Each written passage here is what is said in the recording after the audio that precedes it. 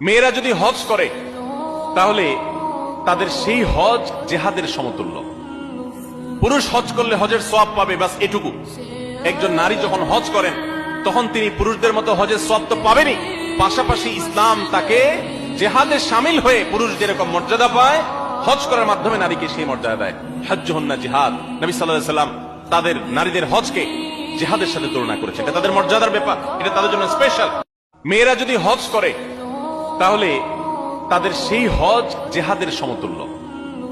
পুরুষ হজ করলে হজের সওয়াব পাবে, বাস এটুকু।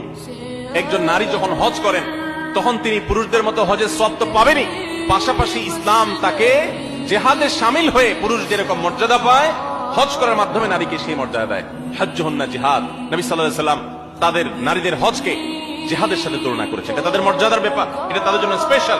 মেয়েরা যদি হজ করে তাহলে তাদের সেই হজ জেহাদের সমতুল্য। পুরুষ হজ করলে হজের সওয়াব পাবে, বাস এটুকু। একজন নারী যখন হজ করেন তখন তিনি পুরুষদের মতো হজের সওয়াব তো পাবেনই, পাশাপাশি ইসলাম তাকে জেহাদে শামিল হয়ে পুরুষ যেরকম মর্যাদা পায়, হজ করার মাধ্যমে নারীকে সেই মর্যাদা দেয়। হজ্জুহুন্না জিহাদ। নবী সাল্লাল্লাহু আলাইহি সাল্লাম তাদের নারীদের হজকে জিহাদের সাথে তুলনা করেছেন। এটা তাদের মর্যাদার ব্যাপার, এটা তাদের জন্য স্পেশাল। মেয়েরা যদি হজ করে তাহলে তাদের সেই হজ জেহাদের সমতুল্য। পুরুষ হজ করলে হজের সওয়াব পাবে, বাস এটুকু। একজন নারী যখন হজ করেন তখন তিনি পুরুষদের মতো হজের সওয়াব তো পাবেনই, পাশাপাশি ইসলাম তাকে জেহাদে শামিল হয়ে পুরুষ যেরকম মর্যাদা পায়, হজ করার মাধ্যমে নারীকে সেই মর্যাদা দেয়।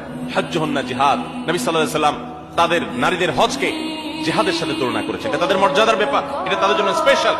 মেয়েরা যদি হজ করে তাহলে তাদের সেই হজ জেহাদের সমতুল্য। পুরুষ হজ করলে হজের সওয়াব পাবে, বাস এটুকু। একজন নারী যখন হজ করেন তখন তিনি পুরুষদের মতো হজের সওয়াব তো পাবেনই, পাশাপাশি ইসলাম তাকে জেহাদে শামিল হয়ে পুরুষ যেরকম মর্যাদা পায়, হজ করার মাধ্যমে নারীকে সেই মর্যাদা দেয়। হজ্জুহুন্না জিহাদ। নবী সাল্লাল্লাহু আলাইহি সাল্লাম তাদের নারীদের হজকে জিহাদের সাথে তুলনা করেছেন। এটা তাদের মর্যাদার ব্যাপার, এটা তাদের জন্য স্পেশাল।